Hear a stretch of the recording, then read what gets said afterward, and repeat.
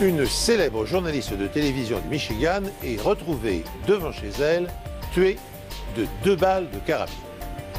Est-ce l'épilogue d'un harcèlement commencé avec des lettres de menaces et un cambriolage? Un expert en documents, un spécialiste du comportement et surtout un chien policier rassemble des indices qui désignent bientôt un suspect inattendu. Les enquêteurs fouillent les décombres d'une maison incendiée dans laquelle la femme d'un policier a perdu la vie. S'agit-il d'un simple et tragique accident? Mais plus les chimistes et toxicologues approfondissent leur analyse et plus ils pensent avoir affaire à une scène de crime. Bonjour. Face à la duplicité et au machiavélisme de certains meurtriers, nombre de crimes resteraient impunis sans l'intervention des experts de la police scientifique.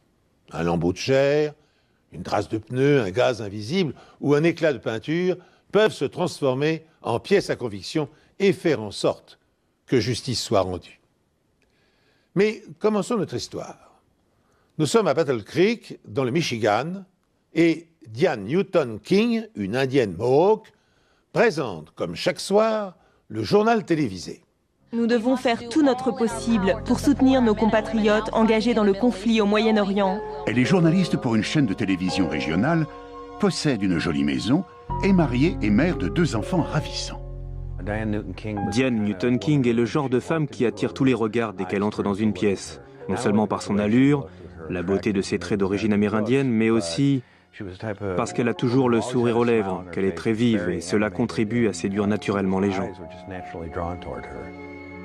Après 3 ans et demi passés dans un camp japonais de prisonniers Diane de guerre, a la réputation d'être une journaliste accrocheuse et tenace. Elle était insistante.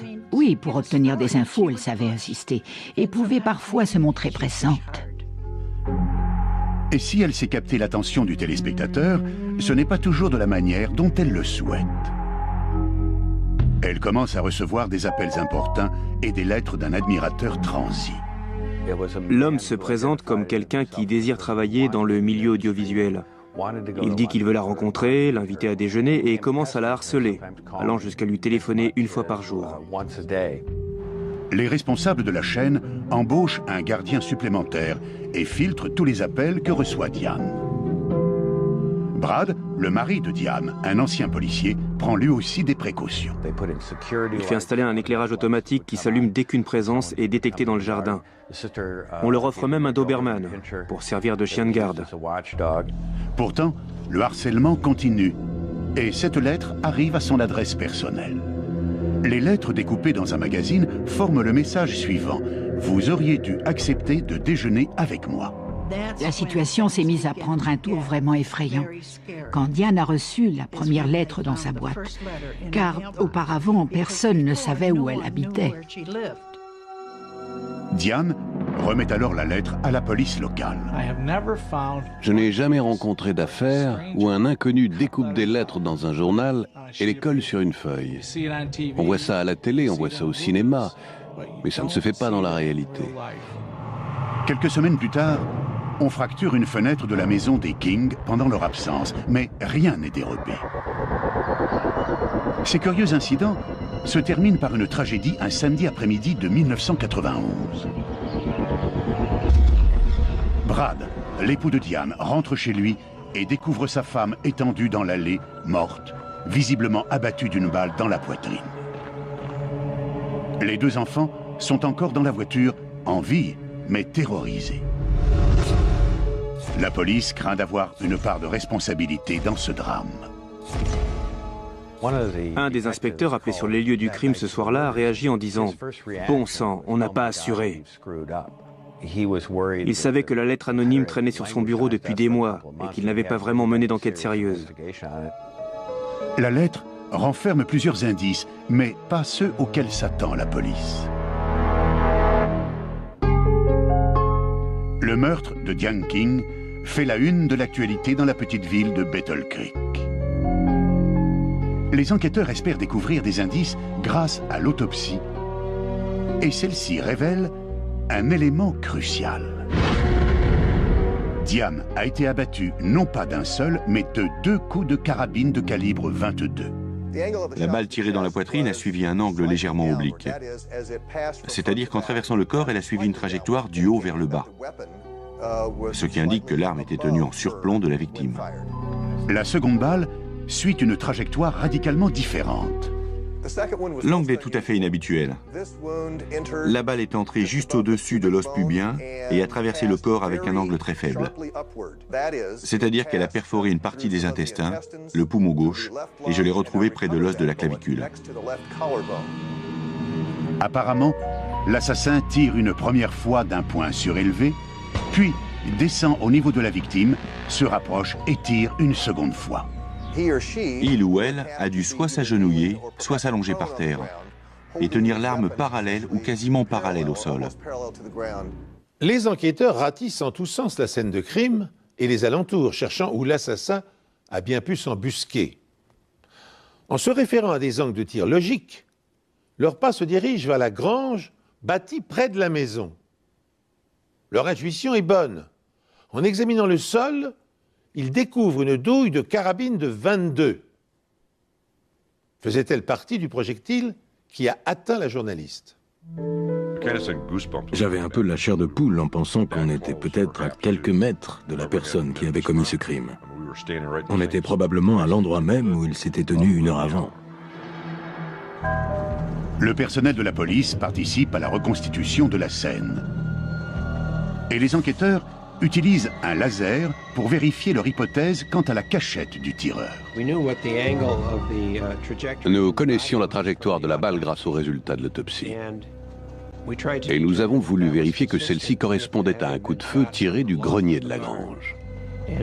En dirigeant le rayon laser sur l'endroit où s'était tenue la victime, on est parvenu à la conclusion que l'angle de tir était cohérent.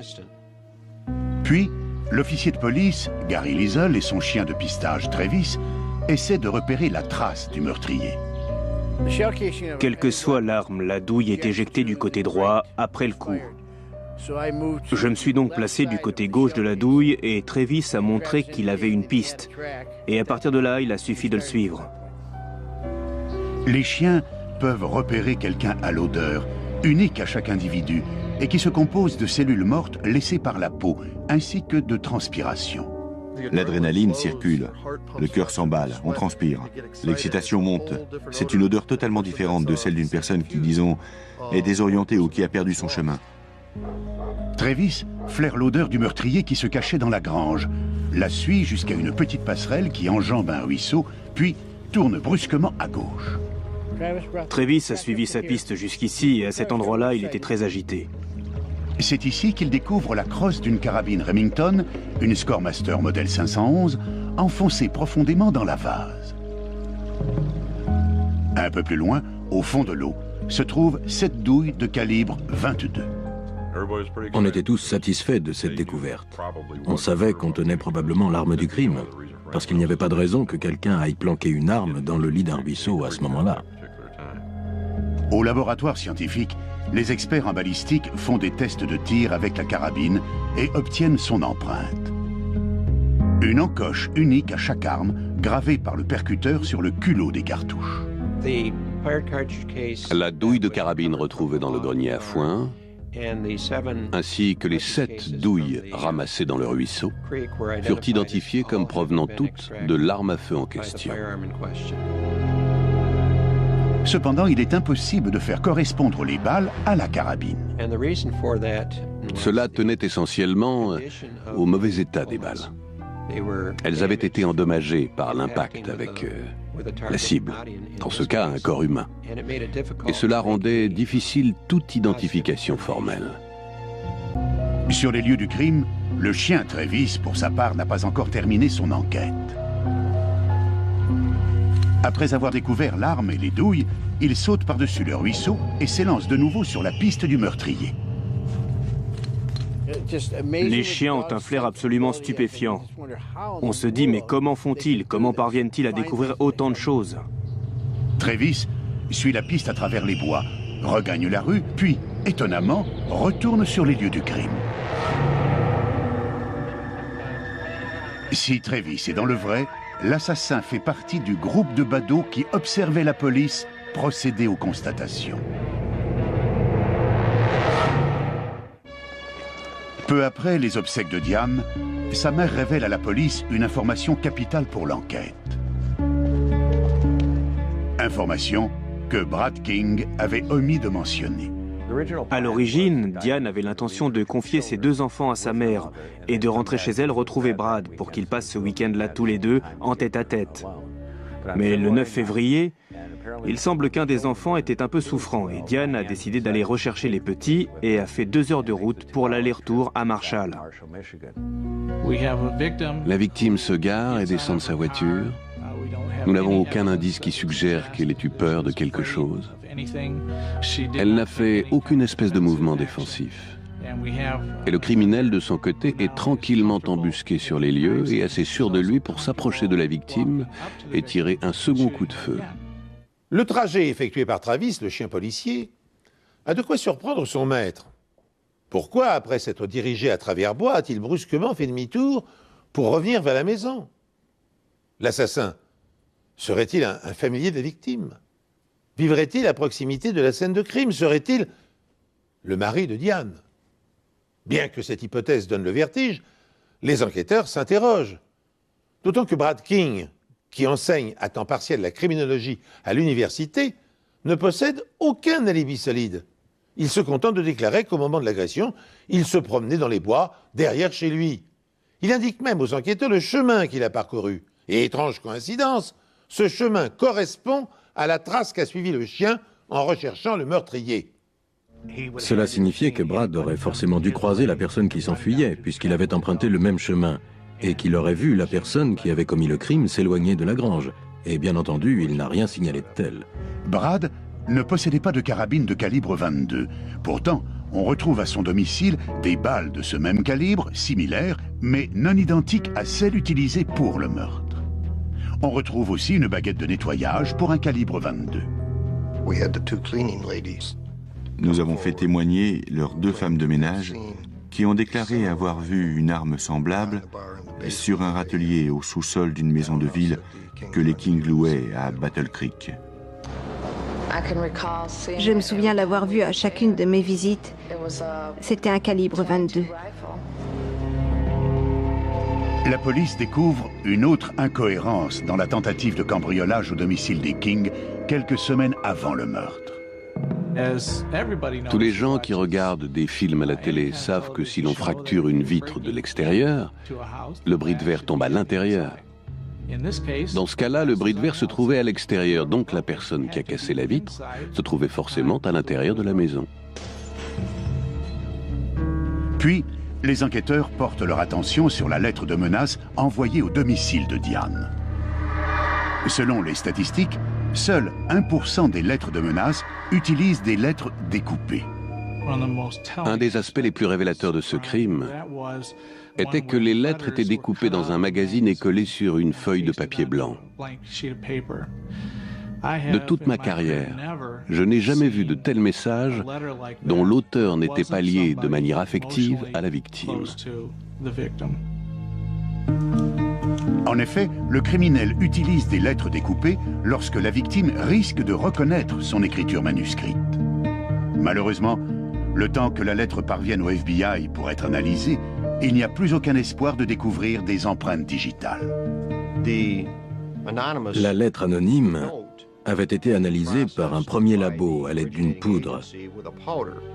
Et selon moi, ce n'est pas le bon procédé, car une fois qu'on a utilisé de la poudre, il est très difficile de faire subir un autre traitement chimique au document. J'ai ordonné que le bureau de Brad King à l'université fasse l'objet d'une perquisition et d'une saisie de matériel. Je voulais les ciseaux, les lames de rasoir, le scotch, la colle, que sais-je, du papier, tout ce qui nous aurait permis de confondre Brad King à l'aide d'une expertise scientifique. Mais cela n'a rien donné. À la recherche d'un mobile, la police découvre des preuves de violence conjugale, d'adultère, ainsi que le mécontentement général de Diane pour le style de vie de son mari. Elle est arrivée un matin et elle était en pleurs et elle avait des ecchymoses. Elle me les a montrées. C'était la période juste avant Noël. Elle m'a expliqué alors que Brad et elle s'étaient disputés. Brad est un personnage assez singulier. Il peut s'attirer très vite la sympathie des gens et les rebuter tout aussi rapidement, selon son humeur. Des amis du couple disent que Diane voulait que Brad trouve un emploi à plein temps. Ma foi, Brad avait trouvé une planque idéale. Il travaillait à temps partiel comme assistant à l'université. À mon avis, elle a insisté sur cette question d'emploi, à un point tel qu'il a eu peur de ne plus pouvoir mener cette existence à l'avenir. C'est sa femme qui se chargeait de l'éducation des enfants et qui rapportait l'argent. Et je pense qu'elle lui en voulait parce qu'il n'assumait pas sa part. On raconte qu'elle lui donnait des ordres, qu'elle lui criait dessus. Et je pense que cela a atteint un point de rupture pour lui. Et il s'en est pris à elle d'une façon typiquement passive-agressive, en l'assassinant. Les aventures présumées de Brad impliquent des étudiantes de l'université où il enseigne. Il n'était pas fidèle à sa femme, il avait une liaison avec une étudiante d'un de ses cours. Et il fréquentait une autre femme qu'il avait rencontrée à Battle Creek. On rapporte qu'il essayait même à l'occasion d'offrir les services de jeunes femmes aux clubs d'étudiants dans lesquels il traînait en compagnie d'hommes plus jeunes que lui. Ce n'était pas l'image de la fidélité conjugale, de quelque manière que ce soit. Un an après la mort de sa femme, Bradford King est arrêté et inculpé de meurtre. Le procureur et les enquêteurs de cette affaire craignaient qu'étant donné que le suspect était un ancien officier de police et un professeur de criminologie dans une grande université, il allait leur sortir un lapin de son chapeau, essayer de les manipuler, jouer au chat et à la souris, version médico-légale. Alors que Bradford King s'apprête à passer en jugement pour le meurtre de sa femme, ce que redoute le procureur se produit. Un élément nouveau fait brusquement surface et il vient brouiller les pistes et risque d'anéantir les arguments de l'accusation. Un homme qui vient d'emménager dans la maison voisine des King a trouvé une carabine Remington Scoremaster 511 dans son grenier. Cette carabine de calibre 22 long rifle, quasiment identique à l'arme présumée du crime, est aussitôt envoyée au laboratoire pour expertise. Les tests balistiques qui ont été effectués ont démontré que la douille retrouvée dans la grange ne pouvait pas provenir de la deuxième arme qui a été remise à la police. L'accusation pense que Brad a volontairement placé cette carabine dans la maison voisine pour semer le doute dans l'esprit des jurés. Et que Brad est l'auteur des appels téléphoniques, de la lettre de menace anonyme, ainsi que du simulacre de cambriolage, et enfin qu'il a commis l'erreur de briser la vitre de l'intérieur de la maison plutôt que de l'extérieur. Le jour du drame, Diane a l'intention de conduire les enfants chez leurs grands-parents pour y passer la nuit. Pendant son absence, Brad fait des essais de tir pour aligner la cible. Il ramasse soigneusement toutes les douilles derrière lui.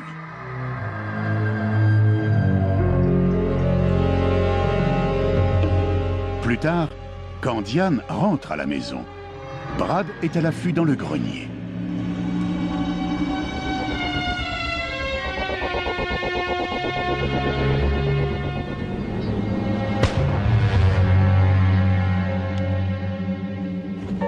Le second coup de feu est tiré à bout portant après qu'il a quitté la grange. Signe indéniable de haine et de colère. Ensuite, Brad s'aperçoit que les enfants sont dans la voiture. Il ignore que l'un d'eux est souffrant. Ne pouvant abandonner les petits dans le froid très longtemps, il sait qu'il doit changer ses plans. Il se débarrasse alors rapidement de l'arme près du ruisseau, jette les douilles dans l'eau, puis retourne à la maison et alerte la police. Mais Brad oublie de ramasser la douille qui se trouve dans le grenier. Et c'est cet élément qui va lier son arme au meurtre. Il ignore qu'un chien policier va flairer sa piste dans le grenier, la suivre jusqu'au ruisseau, traverser les bois, puis revenir à son point de départ. Je pense qu'il a présupposé qu'il s'agirait d'une petite opération policière de province et en tant que spécialiste du crime, en tant qu'assistant en criminologie, compte tenu de sa personnalité, à mon avis, il s'est dit qu'il serait plus rusé qu'eux. D'aucuns pensent que les enfants ont contrecarré ses plans pour se construire un alibi solide. Je pense qu'il n'avait pas envisagé que les enfants seraient là. Car dans ce cas, il serait sans doute allé se montrer dans un endroit public et il aurait fait découvrir sa femme par un autre. Ça lui aurait fourni un bon alibi. Peu avant sa mort, Diane dit à des amis qu'elle soupçonne Brad d'être l'auteur des appels téléphoniques et de la lettre de menace. Elle m'a dit « Je pense que c'est Brad » et elle a ajouté « Je ne sais pas encore ce que je vais faire ». La défense ne présente que 7 témoins et déclare que l'accusation n'est fondée que sur des présomptions. Personne ne peut affirmer à la barre, Brad King avait une arme ce jour-là. Brad King a brandi une arme ce jour-là. Il a appuyé sur la détente ce jour-là. Personne.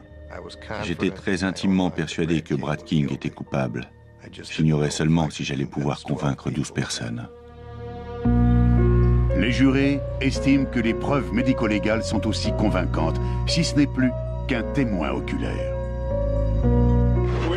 Après délibération, le jury déclare Bradford King coupable de meurtre avec préméditation.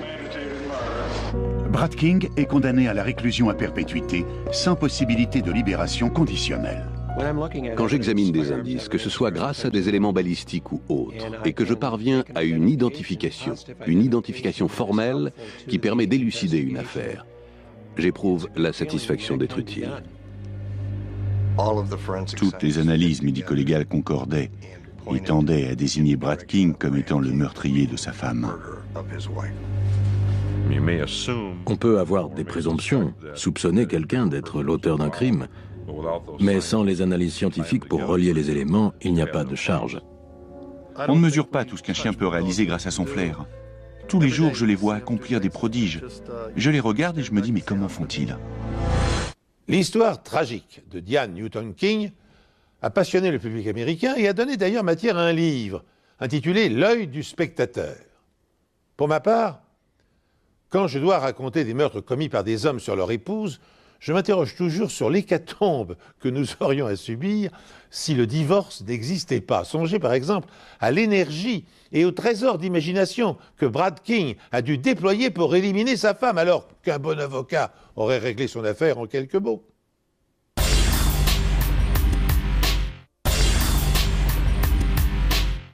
Notre seconde histoire nous transporte à Green Bay, dans l'État du Wisconsin. Par un matin froid de février, Lola, 14, se rend en voiture chez sa fille. Quand elle s'approche de la maison, elle découvre bientôt qu'un incendie l'a ravagée. Plus effrayant encore, elle doit couper des ficelles qui nouent les portes de l'intérieur pour empêcher une intrusion. Tout était complètement noir, entièrement recouvert de suie. Comme je ne trouvais pas Sandy, j'ai couru dans toute la maison en l'appelant. Ensuite, j'ai vu qu'elle était sur le canapé. Elle était entièrement brûlée. Sandy Maloney n'a que 40 ans. Ça m'a fait mal. J'étais sous le choc. Au début, je n'avais pas vraiment conscience du fait que c'était Sandy qui était morte. Je suis entré dans la pièce et mon père s'est mis à pleurer. J'ai plus ou moins compris ce qui s'était passé. Ensuite, il m'a simplement dit qu'il y avait eu le feu dans la maison, qu'on avait trouvé quelqu'un à l'intérieur et qu'on pensait que c'était ma mère. Sandy vit seule depuis qu'elle s'est séparée de son mari. Il semble que le feu a démarré vers 19h30 la veille au soir. L'horloge s'est arrêtée lorsque le feu a fait fondre son mécanisme interne. Les experts locaux en incendie identifient l'origine du feu grâce au motif en V bien reconnaissable sur le mur. Lorsque le feu prend, il brûle vers le haut et vers l'extérieur, ce qui laisse des traces révélatrices sur les murs, les meubles, le plafond, ce genre de choses. Dans ce cas précis, j'ai observé une forme en V indiquant que le feu serait parti du canapé. Et c'est là qu'on retrouve le corps de Sandy. Le feu ne se propage pas au-delà du salon. L'apport en oxygène ne semble pas avoir été suffisant pour permettre au feu de se propager librement. Une fois que l'oxygène a été épuisé dans la pièce, le feu s'est éteint tout seul. Le salon est jonché de bouteilles de vodka vides et de mégots. Il y avait des cendriers qui débordaient, des cigarettes posées à même la table et des annuaires qui se sont embrasés, brûlant toutes les surfaces. Les enquêteurs connaissent Sandy Maloney puisque son ancien mari est officier de police. Sandy était l'amour de ma vie. C'était mon âme sœur. Quand on rencontre quelqu'un comme ça, on se dit qu'on veut passer le reste de ses jours avec cette personne. Au début des années 90, Sandy se fait mal au dos et devient dépendante des analgésiques. Elle se met également à boire beaucoup. À 2 reprises, elle suit une cure de désintoxication à l'hôpital, mais en vain. Ça l'a complètement détruite. Elle n'était plus l'épouse gaie et la mère formidable d'avant. Quand les enfants rentraient de l'école, Sandy était déjà complètement ivre. Elle était ivre au point de tituber et d'être incapable de parler normalement. Je savais que ça n'allait pas. J'entendais parler d'huissier. Quand on a une accoutumance, ça peut faire perdre de l'argent. Mes parents n'avaient pas de quoi payer leurs factures et la plupart des disputes entre mon père et ma mère tournaient autour de ça. Alors je n'étais pas totalement inconscient de ce qui se passait. Cela n'a rien d'étonnant si, lors de la séparation des Maloney, John obtient la garde de leurs 3 enfants. Sandy poursuit sa descente aux enfers. Ils se disputaient. John jurait et il était tout le temps en colère. La situation empirait. On aurait dit que la maison était sur le point d'exploser. Elle passait la plupart de son temps à la maison. Elle décrochait le téléphone et se coupait de tout contact avec ceux qu'elle fréquentait avant. Selon les indications préliminaires, l'incendie démarre à cause d'une cigarette laissée négligemment allumée par Sandy. Mais l'autopsie de Sandy ne confirme pas cette version. Pour découvrir avec certitude la cause du décès de Sandy Maloney, son corps est confié à un expert médico-légal pour être autopsié. Quand on s'occupe d'un décès par le feu, on recherche des blessures qui ne concordent pas avec le feu. Depuis son accident du dos, Sandy Maloney consomme trop d'alcool et de médicaments. Personne ne l'ignore. C'est pourquoi des prélèvements sanguins sont envoyés dans un laboratoire de toxicologie. Utilisant la chromatographie en phase gazeuse, les scientifiques parviennent à identifier les éléments présents dans son organisme. Ils constatent que le taux d'alcool dans le sang est de 2,50 g, soit plus du double de la limite légale dans l'État du Wisconsin. Les experts médico-légaux, pour la plupart, ne considèrent pas le taux d'alcoolémie comme pouvant être mortel, tant qu'il est inférieur à 4 grammes. Surtout lorsqu'on a affaire à un alcoolique chronique. Sandy est découverte le visage contre le canapé.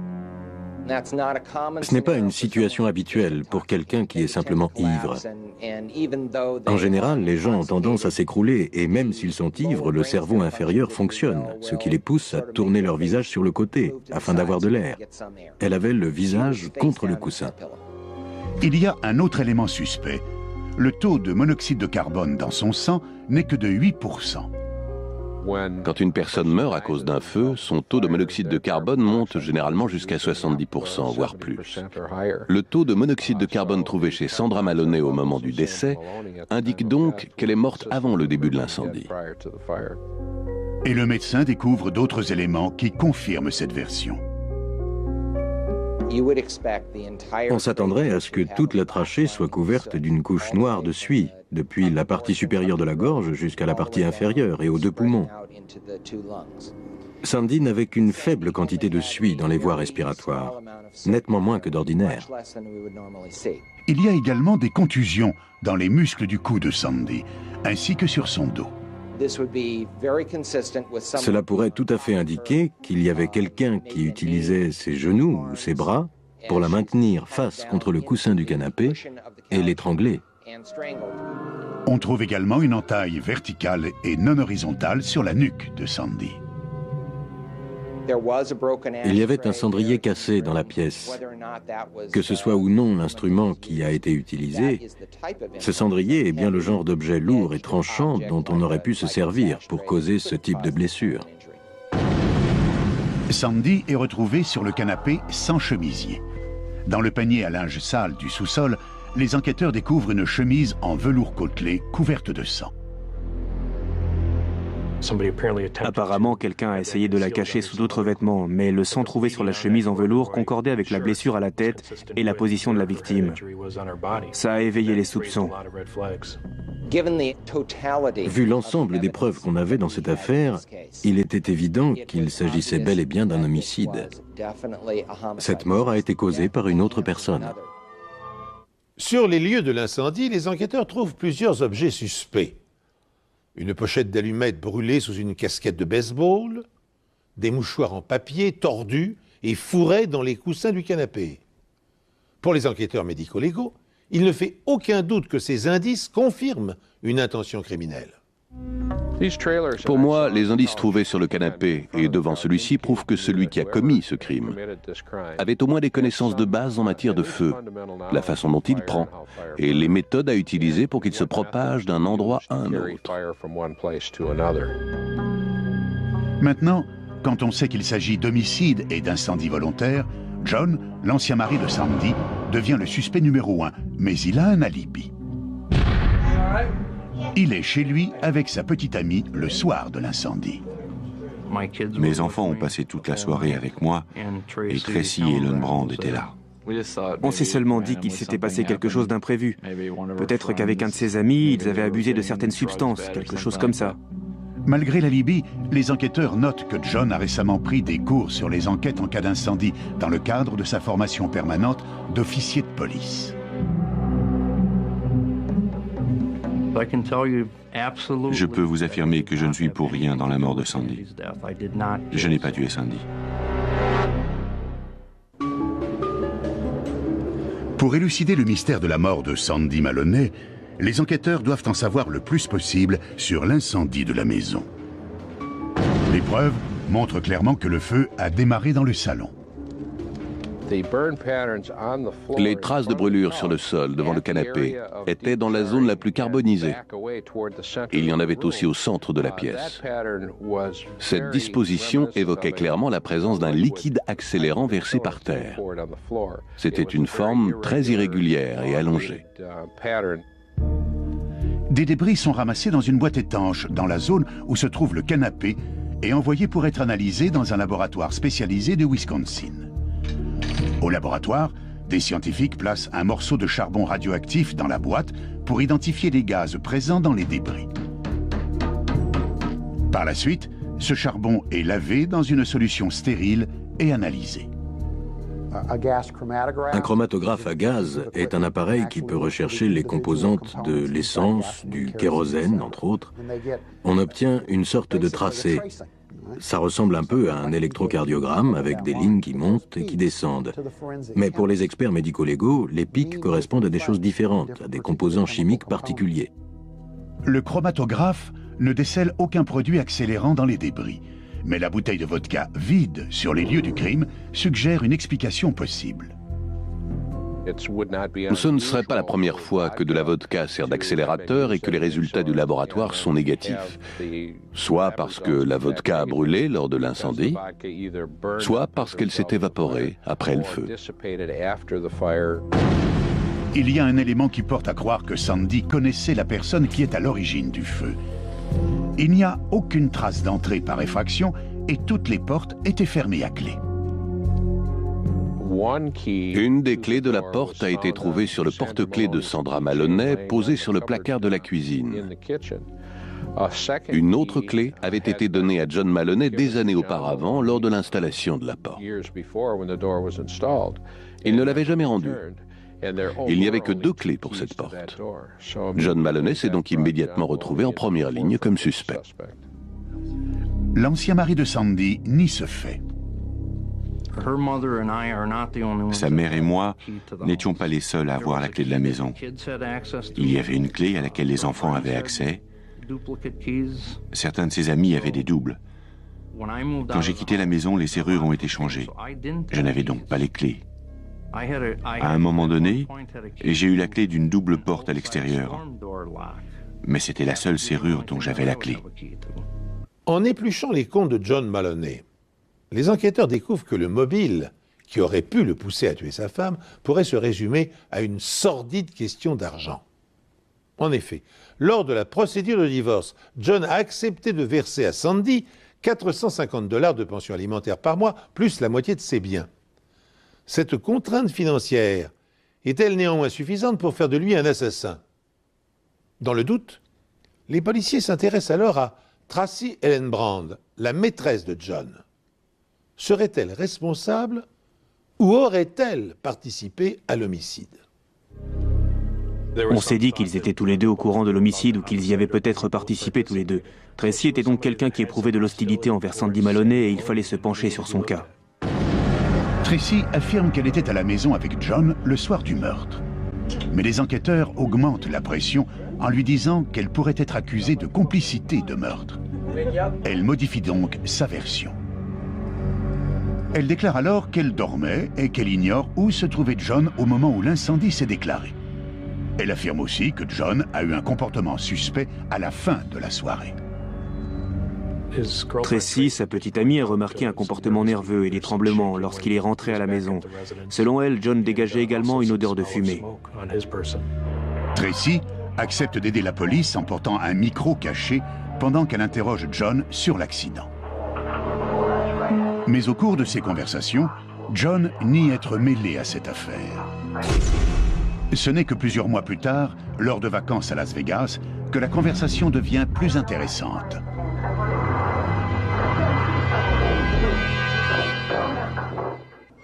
L'accusation est persuadée que John Maloney est furieux contre sa femme, Sandy, à cause de sa dépendance aux médicaments et à l'alcool. Cette dépendance rendant leur divorce difficile à concrétiser. Il va donc lui parler pour s'assurer qu'elle sera bien au tribunal le lendemain pour l'audience du divorce. Les preuves suggèrent qu'ils se sont disputés. Sandy est grièvement blessée à la tête, soit volontairement, soit accidentellement. À un moment donné, il l'étrangle et la tue. John retire la chemise tachée de sang de Sandy et la cache dans le panier à linge.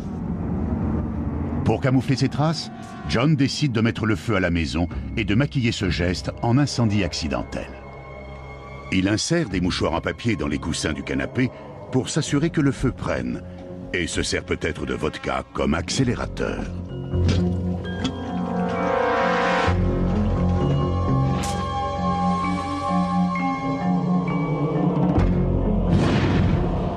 John quitte ensuite les lieux en espérant que la maison brûlera entièrement, détruisant ainsi les preuves de son meurtre. Mais il se trompe. Il n'y a pas suffisamment d'oxygène pour que le feu se propage à toutes les pièces. Et l'incendie s'éteint spontanément. Cela ne fait absolument aucun doute pour moi. John Maloney est coupable. Mais il n'a pas brillé par ses talents d'incendiaire. Il aurait dû faire davantage de recherches. Pour consolider leurs arguments, les enquêteurs demandent à Tracy, la petite amie de John, d'interroger ce dernier au sujet de l'incendie, tout en les laissant écouter. Ils placent alors une caméra et un micro caché dans leur chambre d'hôtel à Las Vegas, pendant leurs vacances. La mise sous surveillance à Las Vegas et ce qu'on voit sur la cassette nous ont vraiment éclairés, non seulement sur les relations entre John et Tracy, mais sur la face cachée de celui-ci. Cela révèle également les sentiments de John envers son ex-femme, Sandy. Ça prouve qu'il la détestait. Il la détestait.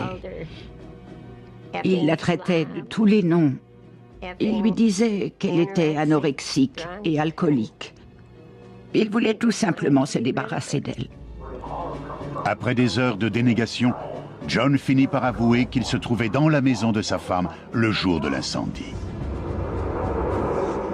Pourquoi tu es allé là-bas? Pour en finir avec le divorce, pour que ce soit réglé. Tu lui as dit, t'as intérêt à venir au tribunal, compris? Non. J'ai dit que je voulais en finir et que les gosses arrêtent de souffrir. John Maloney a affirmé dès le départ qu'il n'était pas allé dans cette maison depuis longtemps. Le fait qu'il avoue avoir été sur place le soir de l'homicide a vraiment déclenché tout le reste. Est-ce qu'il y avait du sang sur son corps? Je refuse de répondre. Il y avait peut-être des bouteilles de vodka et plein d'autres trucs. Pas vrai, Tracy? L'incendie est accidentel? Ouais. Tu ne l'as pas brûlée vive? Non. À un certain point de la conversation, il semble que John s'en prend physiquement à Tracy. John Maloney a plaqué Tracy Ellenbrand contre le mur et il a mis ses mains près de la gorge de Tracy.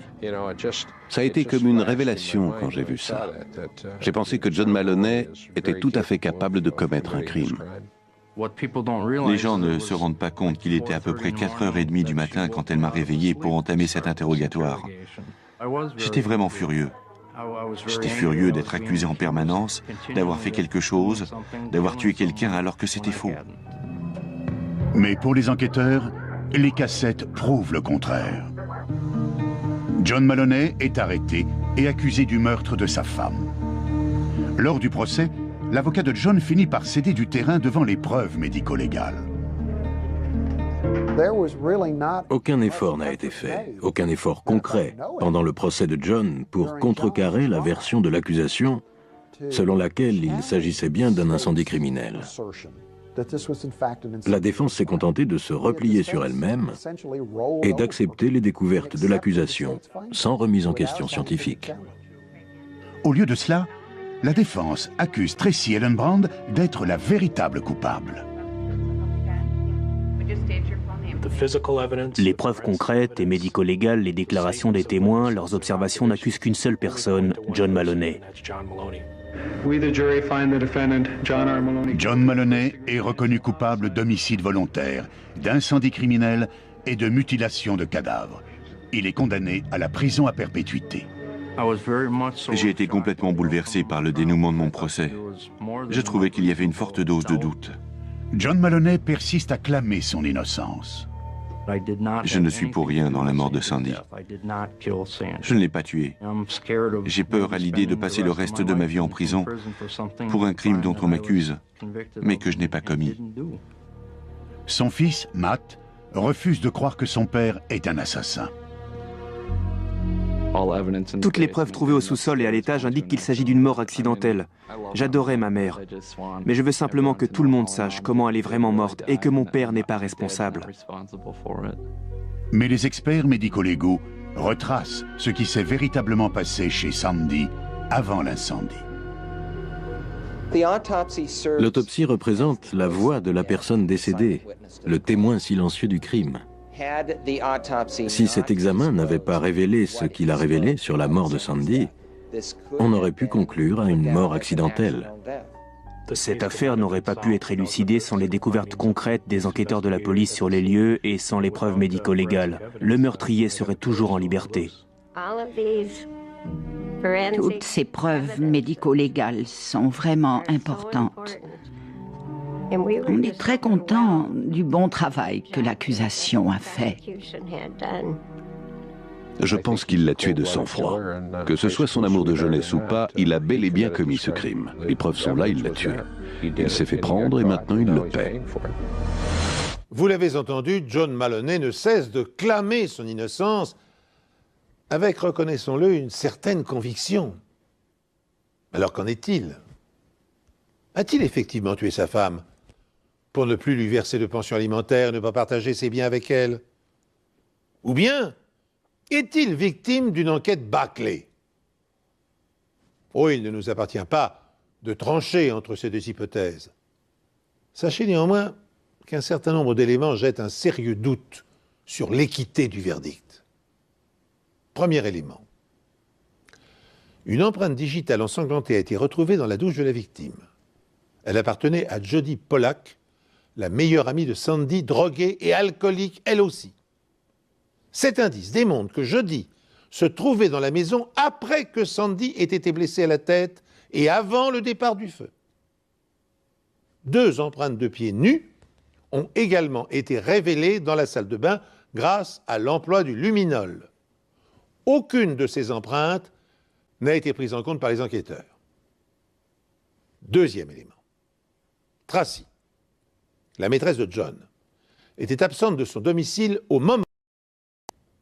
Elle a par ailleurs échoué au test du détecteur de mensonges et elle a avoué qu'elle était une menteuse compulsive. Mieux encore, elle s'est inquiétée auprès de Maloney du fait que la police puisse sentir son parfum et retrouver une de ses boucles d'oreilles dans la maison incendiée. Troisième élément. Le procureur, oui, le procureur, a volontairement caché des indices aux responsables de l'enquête qui penchaient pour la thèse de la mort accidentelle, notamment une lettre de suicide laissée par la victime. Ce procureur est aujourd'hui en prison pour subornation de témoins dans une autre affaire. Enfin, quatrième élément, l'état mental de Sandy Maloney s'était considérablement dégradé ces derniers jours. Elle avait fait une tentative de suicide quelques jours avant, et on retrouve une lettre d'adieu dans sa poubelle. Compte tenu de sa consommation massive d'alcool et de médicaments, il ne serait pas étonnant que les marques sur sa nuque et son dos proviennent d'une chute et non d'une agression. Il ne serait pas étonnant non plus qu'elle ait involontairement provoqué l'incendie, puisqu'elle avait l'habitude d'écraser ses cigarettes un peu partout dans la maison, y compris sur les meubles. Voilà ce que nous pouvions dire sur cette étrange affaire dans laquelle, une fois n'est pas coutume, les experts de la police scientifique ont sans doute commis des négligences. Le jury a-t-il pour autant condamné un innocent? Nul ne le saura, à moins que l'ouverture d'une nouvelle enquête et d'un procès ne lève le doute. Ce sera peut-être bientôt le cas, car au vu de ces éléments et de l'arrestation du procureur, une demande d'un nouveau procès a été transmise au juge avec le soutien du responsable de l'enquête. Sinon, Maloney restera en prison au moins jusqu'en 2024.